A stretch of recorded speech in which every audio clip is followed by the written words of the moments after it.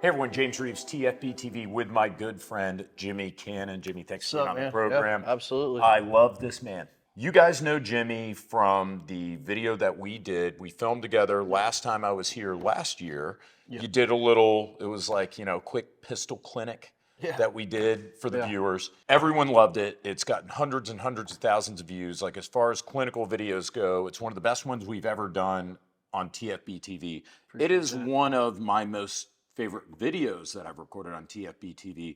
It is also the worst video I ever had to edit for TFBTV. Hey, let's get into it. Do the whole thing that you just did one more time. Yes. Angry monkey. All right. And I'm gonna freeze. Yeah, I'm kind of going out of order a little bit. Yeah. Going from full presentation from the draw. Pause. Okay, hey, good job, whatever. Hell yeah, brother. Your passion, it comes across on camera, but at the same time, that son of a bitch was like putting together a jigsaw puzzle. Yeah. But look at the product. Like, it was great. One of the most popular questions and comments that we got for that video was, how does this guy rig out his pistol? Yeah. And everyone wanted to know about your pistol. But before we get into that, if they haven't seen the video, if you would, Jimmy, brief background for everybody. Who are you? What'd you do? Yeah, my name's Jimmy Cannon. Just retired from the Army after 26 years. Last 20 was in Special Forces. Had a good run. Worked with a lot of fine Americans. Got to do a lot of great things. It was a good ride, and I learned a lot from it. Ever since then, I had recently moved to Austria, and since then I've working at Black Trident. Most recently, standing up the Black Trident Academy. Which is still ongoing. We're getting there, working through a lot of things, but hopefully September we'll be ready to launch the first course. And that whole academy is just basically something with a entire different focus. It's more of a holistic approach than anything. But yeah, that's what I've been doing since then. And now we're sitting down here talking about the pistol. I'm really excited that you're back here and get to see you. Oh, of course. Yeah, man. Anytime we can fellow hang is cool. American, Yeah, that's right. Yeah. Now let's go ahead and launch right into it. Yeah. This is the Glock that we used in that video. Yep. And everyone wants to know how you have it set up. Now, it's a little bit different than just slightly from last time, right? Yeah, just a little bit. Yeah, like I said, when we did that video last time, it was a total impromptu. This was the Glock that was handed to me. It's one of the company's guns. And it's kind of like one of those things that, you get a sweet deal on an awesome Honda Accord. And you're like, hey, I could totally afford this, and I'm gonna run with it. It's easy to drive. It's got some sweet rims on it. And basically took it from there. And quite honestly, we went right straight into the video. And there was a couple things I was noticing while I was shooting it. It was a love-hate thing going on. I think more of the love was, it's a Glock 19, it's a trusted pistol. It's something I worked with extensively in my last job. The hate part was the compensator in an indoor range. I mean, it was igniting with all the dust in the air, so I was getting the fireballs coming out of the front of it. And that's caused a lot of, like the flinching that was going on, blinking and whatnot. But yeah, since then, since we've had that, I'll kind of back up and just go over a quick overview. It is a Glock 19. It's a Gen 4. People ask why a Gen 4, not a Gen 5. It's a good question. The price difference between a Gen 4 and a Gen 5. I mean, first, how much do these guns cost? How much is a Gen 4 versus a Gen 5 Glock 19 MOS? So yeah, here in Austria, I think they're retailing around like 840 euros. For the Gen 4? For the Gen 4, and the Gen 5 is like 920 euros or so, roundabout, depending on where you get it from.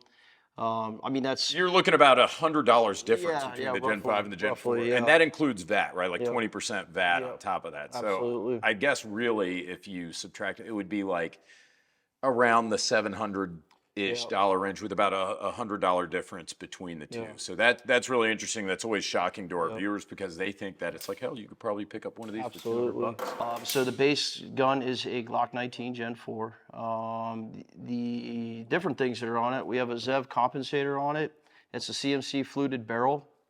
It's running with the Trijicon SRO in combination with the Jaegerworks Bros. It also has a Surefire X400 on it as well. That's basically the light combo with the laser. It does have a ZEV mag release, a ZEV magwell. There is a ghost trigger bar in it and a ghost extended slide release. There's really not a special trigger in it. It's pretty standard overall. There's not a aftermarket stippling job. There's no aftermarket shave down on the trigger guard. None of that. So it's pretty robust pistol. First off, what am I using this gun for, right? So I'm trying to use it in a more of a tactical application. So I got what I got and I'm trying to make the best with it. I do use this as a duty gun. I'm not trying to conceal this gun. This is an outside of the waistband duty. I mean, we're talking retention on the holster, full send type gun. The most recent thing is the Jaegerworks SRO cover from the Bros. What I really like about this, it just makes it more robust and you can get more rough with it. And it's just kind of like the send it level goes up a little bit, the lever a little bit more. It is running in combination with suppressor sights. It is a threaded barrel, so if you want to go the suppressor route, you can do that. Let's talk about the optic. Let's not go too fast, Jimmy. Yeah. Again, this is me now. I'm saving myself some editing later by controlling the situation at present. Let's talk about the SRO. Why the SRO? Okay, why the SRO? I mean, I remember when red dots first came out and they started putting them on pistols, and one of the ones that was really popular was the RMR. I think we all remember that one.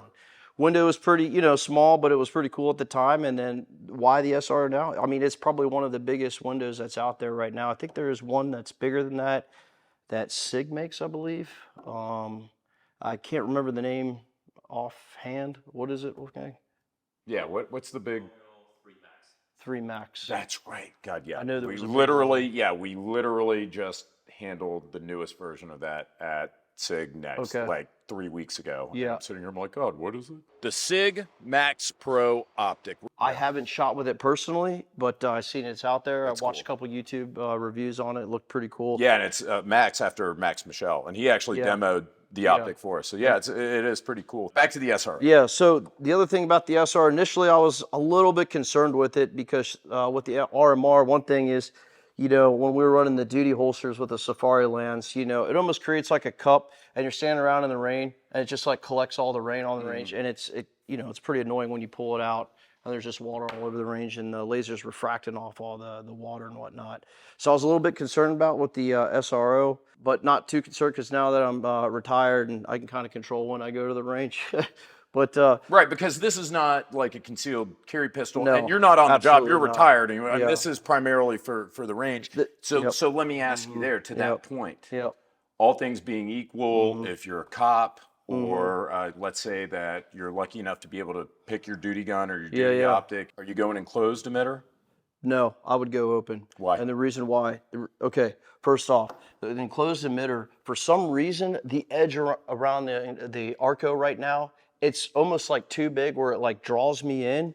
I want to, like with the SRO, I pop it up and I see more window than like borderline, if that makes any sense. It makes total sense. And doing a lot of shooting under night vision, most recently, the SRO, it just stands out. The NVGs just grab that SRO so much quicker than the Arco. Now, to the Arco's defense, I had, not that many rounds down range with it to get that, that repetitiveness in there. But the SRO, man, it just jumps out. It's just like a big giant circle. And what I love about the shape of it, and it mimics a lot of like the Aimpoint T2.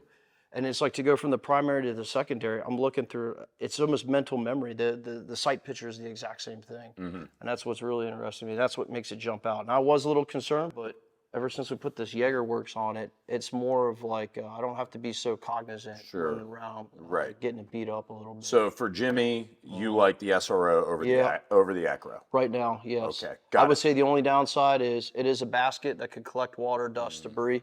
That is a downside to that. Sure. And that's why I was asking. I mean, all things being equal, like in my mind, I have had issues even on the range with like rain and snow, getting into an open emitter system. So for me, like I'm actually kind of turning away from the open emitter system. Honestly, I was quite surprised that I gravitated to this because I was actually shooting, I had mounted a T1 on my 17, and that was with the Raven concealment. It was a basically a rear plate adapter that you could put on, and you could mount a T1 to it. Holy shit. And I mean, that's essentially a closed emitter. Yeah, With a big giant knob, you could wind down, wind off, It was really cool, but for some reason, I just gravitated to this site. And Okay. I like it a lot. Compensator. Yeah. I mean, like you said, this isn't a carry gun. Probably not. You probably wouldn't have a compensator on your carry gun, but compensator makes a difference, huh? It does. So I would say, like I said, when it was handed to me, it already had one on.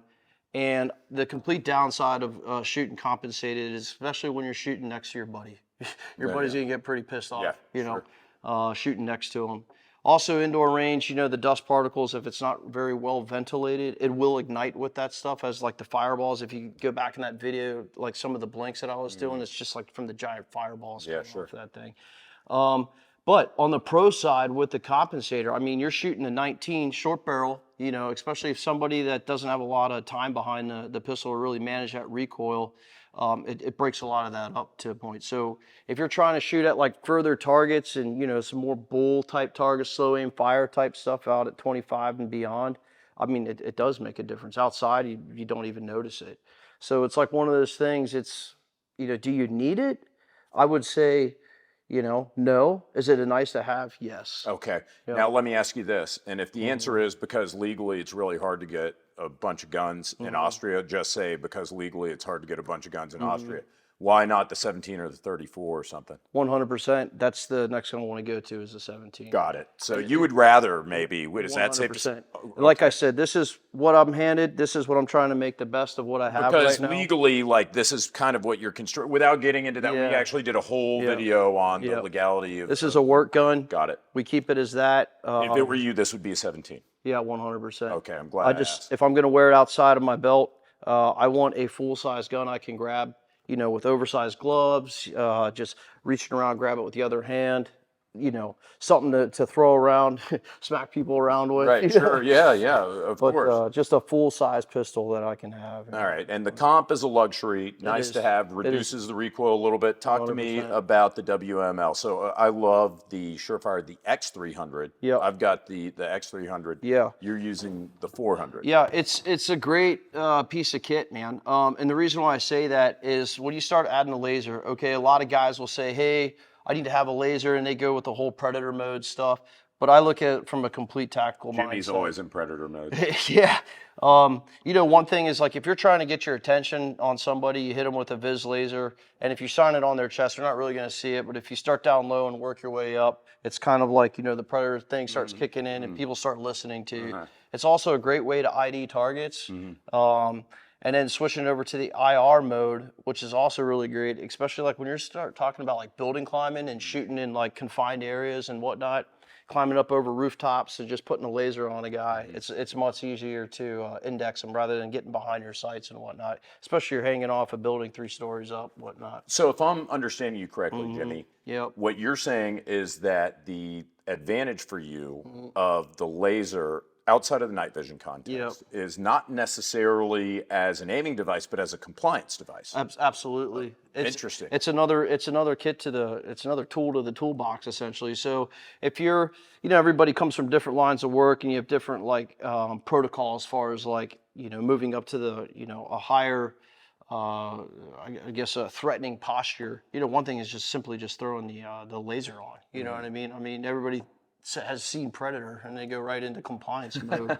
It's also a great way to talk, like especially crowds of people and you're trying to talk to your buddy, he can't hear you, you don't have comms, and it's just like, hey, over there, if you put a circle around something, up or down, left or right, I mean, these can be different signals for threat, non-threat, or this is an area we're gonna move to. See, that's really interesting. So compliance device and communication device, more so than an aiming device, again, outside of night vision. What are you using it for? How are you using it? And then establishing all this type stuff with whoever you're with, or if you're solo, like establishing like what all that stuff is, and then it becomes effective. But if you just start whipping it out and doing all kinds of Star Wars stuff and lightsaber wars, people think they're just gonna think you're crazy, Right, sure. Now, as far as the remaining little bits of kit on here, I think that this falls under the same philosophy as the compensator, where you're going to say not needs, but nice to have, especially on like a duty pistol. You're talking about, you guys have the connector on there, what, like a 3.5 pound connector? 3.5 pounds. And that's what I've always said is like, I think a 3.5 pound, like Yeah, the Absolutely. OEM Glock 3.5-pound Yep, connectors trigger easy for minus, us to get. yeah. Yeah, for like $10. Yep. I think that's a great upgrade. Yeah, The absolutely. magwell, I wouldn't have it on a carry gun, but it's nice to have like on a And full-size let me, carry pistol. yeah, you know, one great thing about this magwell, it compensates for it not being a 17. The reason why I say that is when you go to establish grip, you know, with this pistol out of the holster, what I like about it is this little tang coming off the bottom of the magwell. It actually seats my hand up nice and tight up into the right underneath the trigger guard there. So it's a nice to have. And I would actually say that that compensates well. And I've actually gotten used to that. It's kind of nice because it is a solid grip as soon as I grab onto it.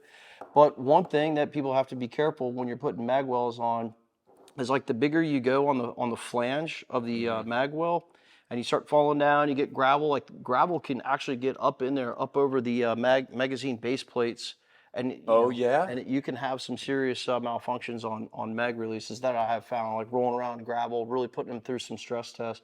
So don't put a giant oil funnel on the bottom of the thing. I don't recommend it. What I do recommend, if you do have something like that and you want to make it more tactical, you can take essentially like a Dremel and make some cuts into it, coming up and over, so you can actually get to that base plate to rip it out if it does get stuck. That makes sense. And actually, it also prevents you having to buy like something else. But yeah, this is just a smaller signature. But what I really like about this, since I'm carrying it, as a duty gun right now or a work gun, it really seats up my hand, and it's really nice. Slide stop or slide release, and I don't want to get into that debate. Mother of God, like the way people get in the comments, like things people fight over on the internet. But slide stop, slide release, whatever. Extended slide release. Are you, whenever you're putting a new magazine in on an open gun? You dropping the slide release, or are you going over the top, or does it matter? I always index slide release. That's just a habit that I have. I'm not here to debate like what's better. Oh, way, not the way. Yeah, exactly. Got it. That's a nice one you got. Nice quote there. Well, I think I borrowed that from you. It's as long as you can get rounds in there and get the slide closed. There's a million different ways. It's at the end of the day what works for you. I'm just a slide catch guy because that's how I've trained, most of my career with that. But then recently I'll start doing stuff, using the actual SRO. Now with this Jagerworks on, it'd be really rough. Right. And it's almost like a giant, kickstand you can grab and just rack it back like the race guns they do off the back of the slide. But yeah, I'm just a slide indexer, especially working through some malfunctions and whatnot. Everybody is a slap rack pull. But sometimes, you get like some of those malfunctions where you have to index the slide to the rear to get that round out there and actually pull the magazine out. Sometimes you'll get the top of the round where it goes just a little bit and you have to pull that slide back to the rear in order to pull out the magazine. You know what, after this, Jimmy, once we wrap this up, let's go down to Deutsche Fagram and just see what they'll give us. Jimmy, always a treat having you on the program, man. Guys, thanks as usual for watching TFB TV. Stay tuned. We're bringing you more from Austria. Take care.